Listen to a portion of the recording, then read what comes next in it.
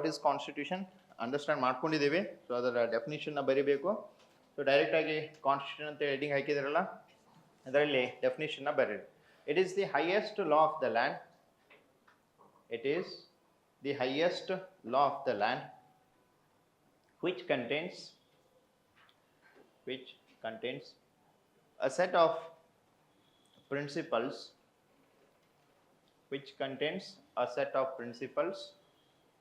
and values,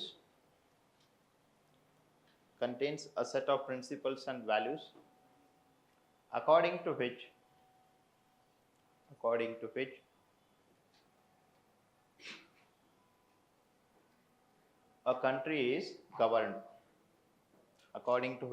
a country is governed. ಇದು ಒಂದು ದೇಶದ ಗವರ್ನ್ಡ್ ಅಂದ್ರೆ ರೂಲ್ಡ್,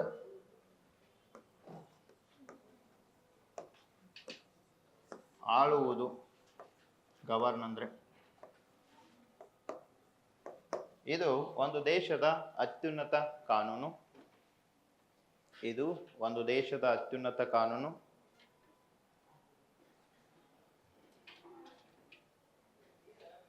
ಇದರಲ್ಲಿ ಮೂಲಭೂತ ತತ್ವಗಳು ಮತ್ತು ಮೌಲ್ಯಗಳು ಕಂಡುಬರುತ್ತವೆ. ಅವುಗಳ ಪ್ರಕಾರ ಒಂದು ದೇಶವನ್ನು ನಡೆಸಲಾಗುತ್ತದೆ.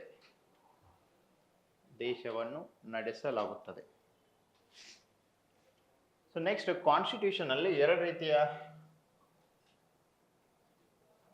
ವಿಧಗಳಿವೆ. there are two types of constitution. First one is written constitution and another one is unwritten constitution. So ಬರೀ ಮೊದಲು ರಿಟನ್ ಕಾನ್ಸ್ಟಿಟ್ಯೂಷನ್ ಅಂದ್ರೆ ಏನು? ಲಿಖಿತ ಸಂವಿಧಾನ ರಿಟನ್ ಕಾನ್ಸ್ಟಿಟ್ಯೂಷನ್. ಸೊ ನಿಮಗೆ ಏನು ಅನಿಸ್ತದ? ರಿಟನ್ ಕಾನ್ಸ್ಟಿಟ್ಯೂಷನ್ ಡೆಫಿನಿಷನ್ ಏನಿರ್ಬೋದು ಅಂತ ಅನಿಸ್ತದ?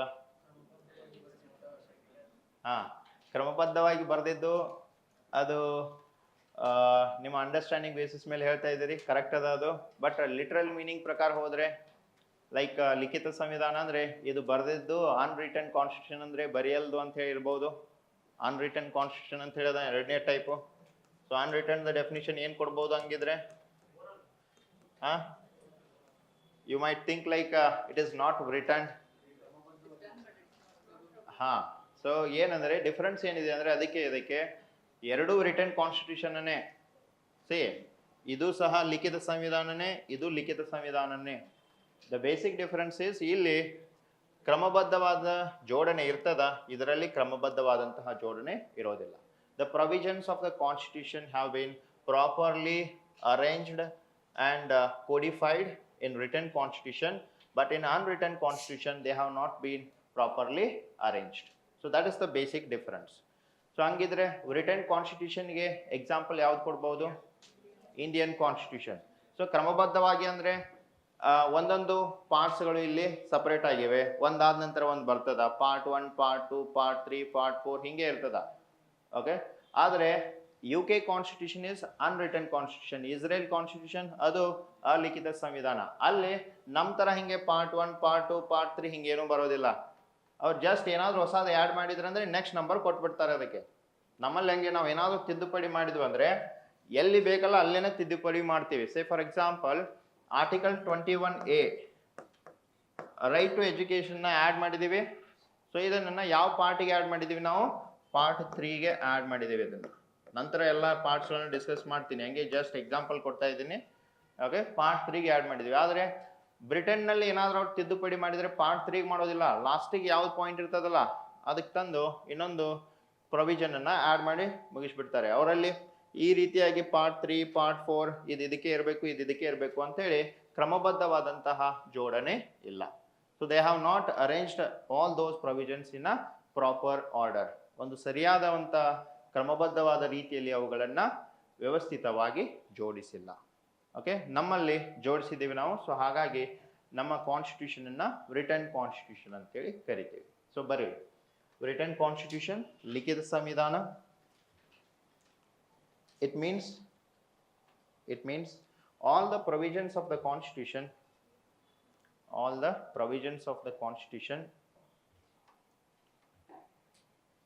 are properly arranged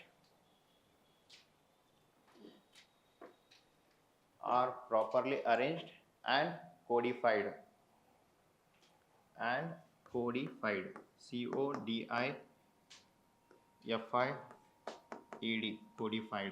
Codify ಅಂದ್ರೆ ಕ್ರೋಢೀಕರಿಸು. Properly arranged and codified.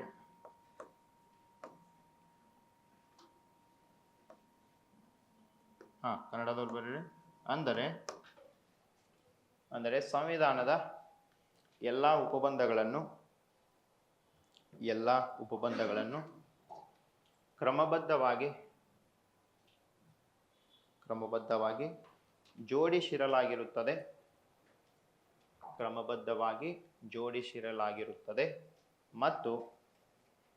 ಮತ್ತು ಕ್ರೋಢೀಕರಿಸಲಾಗಿರುತ್ತದೆ. ಉದಾಹರಣೆಗೆ, for example, Indian constitution, American constitution et cetera. Indian constitution, American constitution et cetera. Next ಎರಡನೇ ಟೈಪ್ ಅನ್ರಿಟನ್ ಕಾನ್ಸ್ಟಿಟ್ಯೂಷನ್, ಅಲಿಖಿತ ಸಂವಿಧಾನ.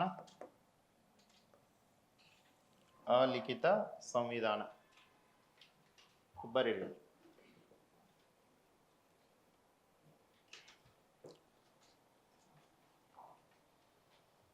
Here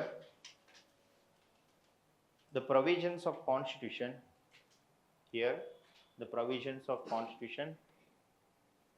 are not properly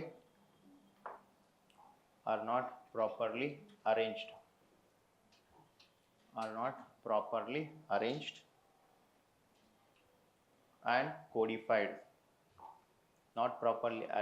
and codified. ಇಲ್ಲಿ ಸಂವಿಧಾನದ ಉಪಬಂಧಗಳನ್ನು ಸೂಕ್ತವಾಗಿ ಅಥವಾ ಕ್ರಮಬದ್ಧವಾಗಿ ಜೋಡಿಸಿರುವುದಿಲ್ಲ. ಉದಾಹರಣೆಗೆ, UK ಕಾನ್ಸ್ಟಿಟ್ಯೂಷನ್, ಇಸ್ರೇಲ್ ಕಾನ್ಸ್ಟಿಟ್ಯೂಷನ್, ಬ್ರಿಟನ್ನಿನ ಸಂವಿಧಾನ. ಉದಾಹರಣೆಗೆ, ಬ್ರಿಟನ್ನಿನ ಸಂವಿಧಾನ, ಇಸ್ರೇಲ್ ಸಂವಿಧಾನ ಇತ್ಯಾದಿ. ಹಂಗಂದ್ರೆ ಬ್ರಿಟನ್ನಿನವ್ರಿಗೆ ಏನು ಬರೆಯೋದಕ್ಕೆ ಟೈಮೇ ಇಲ್ಲನು, ಕ್ರಮಬದ್ಧವಾಗಿ ಜೋಡಿಸೋದಕ್ಕೆ ಟೈಮೇ ಇಲ್ಲನು, ಇದೇ ಟೈಮು. ಆದರೂ ಸಹ ಯೂನಿಕ್ ಕಾನ್ಸ್ಟಿಟ್ಯೂಷನ್ ಆಗಿರಲಿ, ಎಲ್ಲರದು ಬರ್ದಿದ್ದದ, ನಮ್ಮದೊಂದು ಹಂಗೆ ಇದ್ರೆ ಅದೇ ಯೂನಿಕ್ನೆಸ್ ಅಲ್ಲ. ಎಲ್ಲರೂ ತಮ್ಮ ನೋಟ್ಸನ್ನು ಓದ್ತಾರೆ, ನೀವು ಮಂದಿ ನೋಟ್ಸ್ ಓದಿದ್ರೆ ಅಂದರೆ ಓಕೆ. ನಾವು ಮಾತನಾಡುವಂಥ ಕನ್ನಡ ಭಾಷೆ ಉತ್ತರ ಕರ್ನಾಟಕದಾಗಿರುತ್ತದೆ. ಸೊ ಹಾಗಾಗಿ ದಕ್ಷಿಣ ಕರ್ನಾಟಕದವರಿಗೆ ಅರ್ಥ ಆಗಲಿಲ್ಲ ಅಂದರೆ ಅಲ್ಲೇ ಪಕ್ಕದವ್ರನ್ನ ಕೇಳಿ ಓಕೆ. ನಾವು ಸಬ್ಜೆಕ್ಟ್ ಮ್ಯಾಟ್ರ್ ಬಂತಂದ್ರೆ ಗ್ರಾಂಥಿಕ ಭಾಷೆ ಇರುತ್ತದೆ, ಅದರಲ್ಲಿ ಏನೂ ತೊಂದರೆ ಇರೋದಿಲ್ಲ. ಆದರೆ ಎಲ್ಲೋ ಒಂದೆರಡು ಪದಗಳು ಉತ್ತರ ಕರ್ನಾಟಕದ್ದು ಬಂದೇ ಹೋಗುತ್ತವೆ. ಸೊ ಹಾಗಾಗಿ ಸಹಕರಿಸಬೇಕಾಗಿ ವಿನಂತಿ. ಸೊ ಹಂಗಂದ್ರೆ ಯುನಿಕ್ ಯಾಕಿರ್ಬೇಕು, ಅನನ್ಯವಾದಂತಹ ಸಂವಿಧಾನ ಯಾಕಿರ್ಬೇಕು ಅಂದ್ರೆ, ಸೊ ಅವ್ರು ಮೊದಲಕ್ಕಿಂತ ಹಂಗೆ ತಗೊಂಡ್ಬಂದಿದ್ರು. ಲೈಕ್ 1715 ಅವರು ಅದೇ ಸಂವಿಧಾನವನ್ನ ಬಳಸಿಕೊಂಡು ಬಂದಿದ್ದಾರೆ. ಅನ್ರಿಟನ್ ಅನ್ನೋದ ಯಾವುದೋ ಒಂದೇನಾದ್ರು ಬದಲಾವಣೆ ಬೇಕಂದ್ರೆ ನೆಕ್ಸ್ಟ್ ಪ್ರೊವಿಷನ್ ಆ್ಯಡ್ ಮಾಡ್ತಾರೆ, ಅಷ್ಟೇ ಬಿಟ್ಬಿಡ್ತಾರೆ. ಮತ್ತೊಂದು ಬೇಕಾದಂದ್ರೆ ಮತ್ತೆ ಆ್ಯಡ್ ಮಾಡೋದು, ಬಿಟ್ಬಿಡೋದು. ಸಿಂಪಲ್ ಆಗಿ ಹೇಳ್ಬೇಕಂದ್ರೆ ನ್ಯೂಸ್ ಪೇಪರ್ನಿಂದ ನೋಟ್ಸ್ ಮಾಡ್ತಿರಲ್ಲ ನೀವು, ನೆನಪೈತಿ? ಎಲ್ಲ ಟಾಪಿಕ್ ಒಮ್ಮೆ ಇಲ್ಲಿ ಬರ್ದಿರ್ತೀರಿ, ಮತ್ತೆ 2 ದಿವಸ ಆದ ನಂತರ ಅದ ಟಾಪಿಕ್ ಬಂದಂತೆ ಮತ್ತೆ ಅದಕ್ಕೆ ತಂದು ಆ್ಯಡ್ ಮಾಡ್ತೀರಿ, ಹಂಗೆ ಮುಂದೆ ಹೋಗ್ತಾ ಇರ್ತದ. ಪ್ರಾಪರ್ಲಿ ಅರೇಂಜ್ಡ್ ಐತೆ ಅನ್ನೋದು ಮಾಡ್ಯಾರಿಲ್ಲ ಇವಾಗ ನ್ಯೂಸ್ ಪೇಪರ್ ನೋಟ್ಸ್ ಮಾಡಿ ನೋಡ್ರಿ. That is an example for unwritten constitution. ಗೊತ್ತಾಯ್ತು? ಆದರೆ ನಮ್ಮ ಕ್ಲಾಸ್ ನೋಟ್ಸ್ ಹಂಗಲ್ಲ. ರಿಟನ್ ಕಾನ್ಸ್ಟಿಟ್ಯೂಷನ್ ನಂಬುದು ಒಮ್ಮೆ ಮುಗೀತಂದ್ರೆ ಮುಗೀತು. ಮಾಸ್ತರ್ ಚಾಪ್ಟರ್ 1 ಮುಗೀತಂದ, ಚಾಪ್ಟರ್ 1 ಮುಗೀತು, ಇನ್ನು ಮುಂದೆ ಎಂದೂ ಬರಂಗಿಲ್ಲ ಅದು ಹೊಳ್ಳಿ. ಸಿಟಿಸನ್ಶಿಪ್ ಚಾಪ್ಟರ್ ಮುಗೀತು, ಇನ್ನು ಮುಂದೆ ಎಂದೂ ಸಿಟಿಸನ್ಶಿಪ್ಪನ್ನು ಚರ್ಚೆ ಮಾಡೋದಿಲ್ಲ. ಅದೇ ರೀತಿ ಫಂಡಮೆಂಟಲ್ ರೈಟ್ಸ್, DPS ಆದರೆ ನಿಮ್ಮ ನೋಟ್ಸ್ ಹಂಗಲ್ಲ, ನ್ಯೂಸ್ ಪೇಪರ್ನಿಂದ ಮಾಡೋದು. ಸೊ 2 ಮಂತ್ಸ್ ಆದ ನಂತರ ಮತ್ತೆ ಅದೇ ನ್ಯೂಸ್ ಐಟಮ್ ಸುದ್ದಿಯಲ್ಲಿತ್ತಂದರೆ ಅದನ್ನು ತಂದು ಮತ್ತೆ ನಿಮ್ಮ ನೋಟ್ಸಿಗೆ ಆ್ಯಡ್ ಮಾಡ್ತಾ ಇರ್ತೀರಿ. ಸೊ ಹೀಗೆ ನಿಮ್ಮ ನೋಟ್ಸನ್ನು, ನಿಮ್ಮ ನ್ಯೂಸ್ ಪೇಪರ್ ನೋಟ್ಸನ್ನು ನಾವು ಅನ್ರಿಟನ್ ಕಾನ್ಸ್ಟಿಟ್ಯೂಷನ್ ಅನ್ಬೋದು. ಕ್ಲಾಸ್ ನೋಟ್ಸ್ ಏನು ಕೊಡ್ತೀವಲ್ಲ ಇದೆಲ್ಲ ರಿಟರ್ನ್. ಅರ್ಥ ಆಯ್ತು ಈಗಾರೆ? ಇಷ್ಟಾದರೂ ಅರ್ಥ ಆಗಲಿಲ್ಲ ಅಂದರೆ ಗೊತ್ತಾಯ್ತು ಏನು ಮಾಡಬೇಕು ಅಂತೇಳಿ. ಓಕೆ, ಭಾಳ ಸಿಂಪಲ್ ವೇ ಒಳಗೆ ಹೇಳ್ತಾ ಇದ್ದೀನಿ, ರಿಟರ್ನ್ ಅನ್ರಿಟರ್ನ್. ಸೊ ಒಂದೆರಡು ಎಕ್ಸಾಂಪಲ್ಸ್ಗಳನ್ನು ನೋಡಿದ್ದೀವಿ. ನೆಕ್ಸ್ಟು ಕಾನ್ಸ್ಟಿಟ್ಯೂಷನಲಿಸಮ್ ಅಂದರೆ ಏನು ಅಂತ ತಿಳ್ಕೊಳ್ಳೋಣ. ಕಾನ್ಸ್ಟಿಟ್ಯೂಷನಲಿಸಮ್ ಹೆಡಿಂಗ್ ಹಾಕಿ. ಎಲ್ಲ ಹಂಗೆ ಬೇಸಿಕ್ ಪದಗಳಿವು, ಇವುಗಳನ್ನೇ ಮೇನ್ಸ್ನಲ್ಲಿನೂ ಕೇಳೋ ಸಾಧ್ಯತೆಗಳಿರೋದಿಲ್ಲ. ಸುಮ್ಮನೆ ಪದಗಳ ಅರ್ಥ ಗೊತ್ತಿರಬೇಕು. ನ್ಯೂಸ್ ಪೇಪರ್ಸ್ನಲ್ಲಿ ಬಳಸಿರ್ತಾನೆ. ಕಾನ್ಸ್ಟಿಟ್ಯೂಷನಲಿಸಮ್ ಸಂವಿಧಾನಿಕತೆ ಅಂತ ಹೇಳಿ ಕರಿತೀವಿ. ಕಾನ್ಸ್ಟಿಟ್ಯೂಷನಲಿಸಮ್ ಸಂವಿಧಾನಿಕತೆ.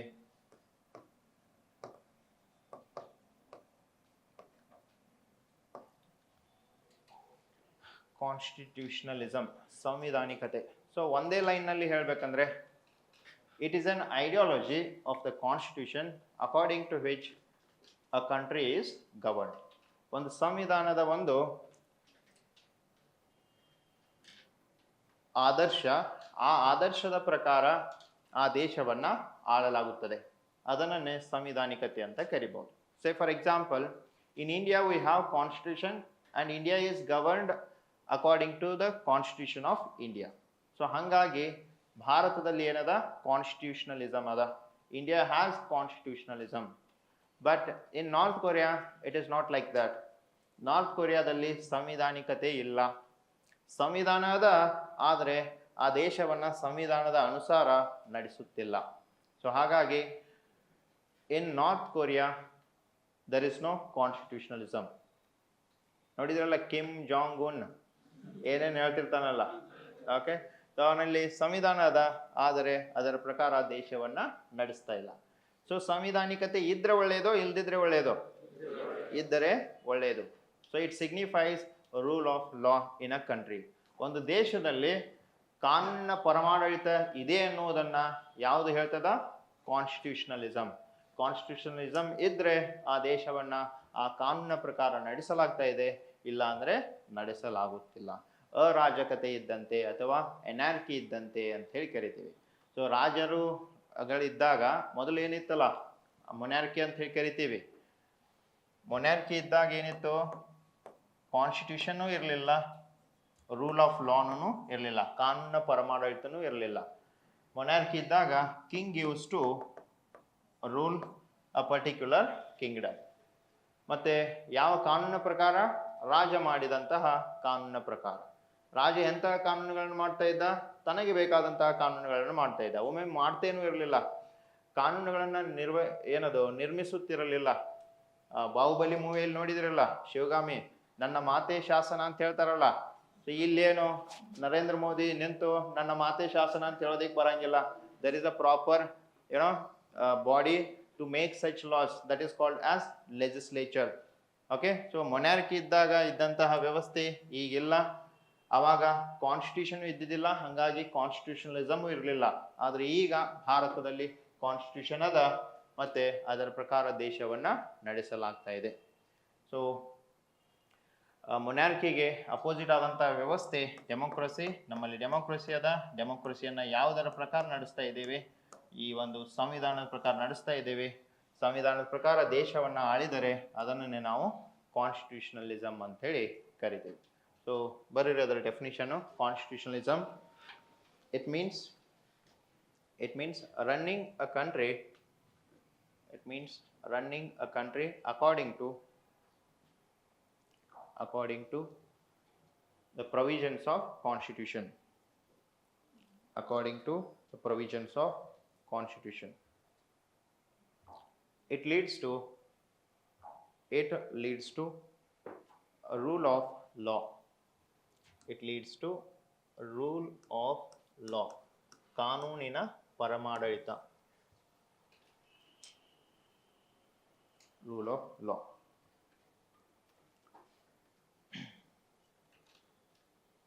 ಅಂದರೆ ಒಂದು ದೇಶವನ್ನು ಸಂವಿಧಾನದ ಉಪಬಂಧಗಳ ಅನುಸಾರ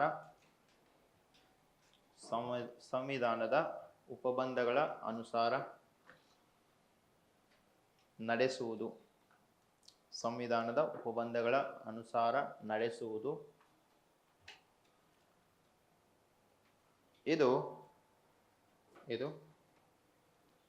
ಕಾನೂನಿನ ಪರಮಾಡಳಿತಕ್ಕೆ ಕಾರಣವಾಗುತ್ತದೆ. ಕಾನೂನಿನ ಪರಮಾಡಳಿತಕ್ಕೆ ಕಾರಣವಾಗುತ್ತದೆ. ಒಂದು ಎಕ್ಸಾಂಪಲ್ ಬೇರೆ. For example,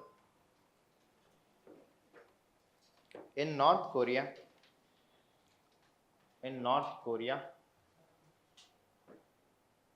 there is a constitution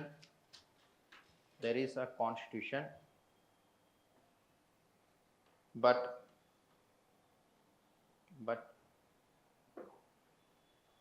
the country is not ruled according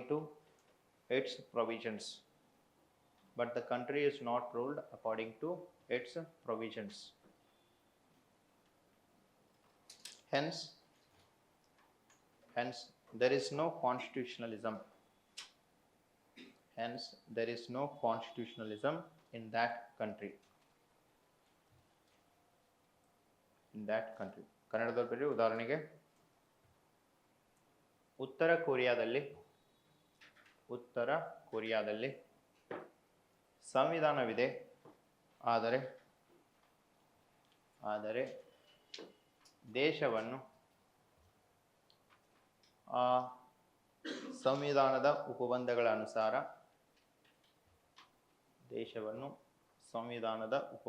ಅನುಸಾರ ನಡೆಸುತ್ತಿಲ್ಲ. ಹಾಗಾಗಿ ಅಲ್ಲಿ ಅಥವಾ ಆ ದೇಶದಲ್ಲಿ ಸಂವಿಧಾನಿಕತೆ ಇಲ್ಲ.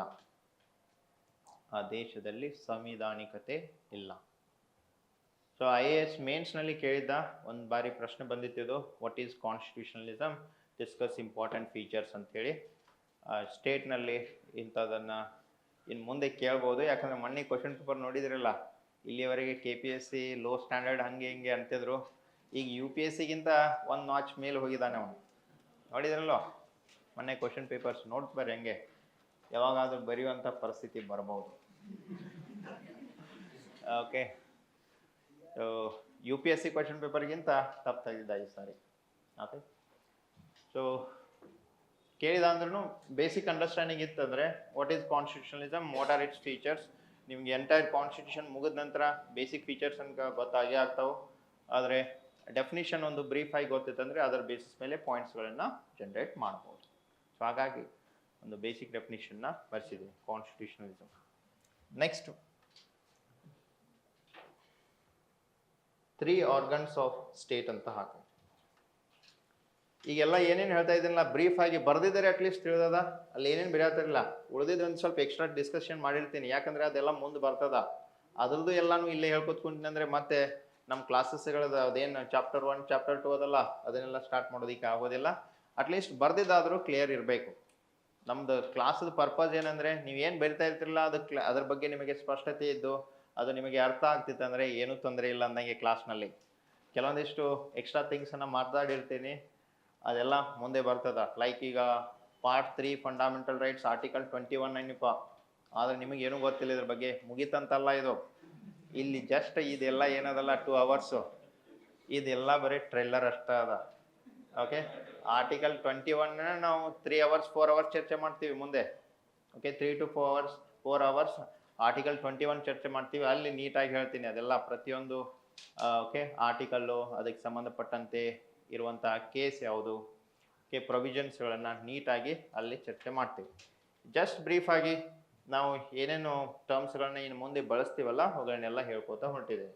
ಸೊ 3 ಆರ್ಗನ್ಸ್ ಆಫ್ ಸ್ಟೇಟ್ ಅಂತ ಹಾಕಿ, ರಾಜ್ಯದ 3 ಅಂಗಗಳು ಯಾವ್ಯಾವು? 3 ಆರ್ಗನ್ಸ್ ಆಫ್ ಸ್ಟೇಟ್. ಸೊ ಬರೀರಿ ಅವು ಯಾವ್ಯಾವು ಅಂತೇಳಿ. ಒಂದು ಲೆಜಿಸ್ಲೇಚರ್, ಶಾಸಕಾಂಗ,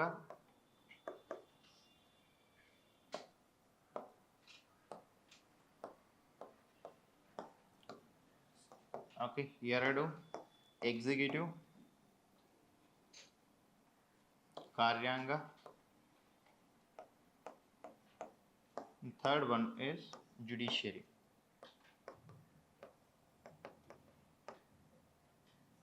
ನ್ಯಾಯಾಂಗ.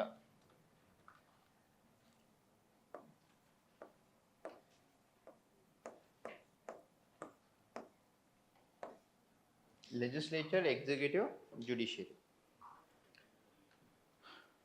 ಸೊ ಮೊದಲು ಏನಿತ್ತಂದ್ರೆ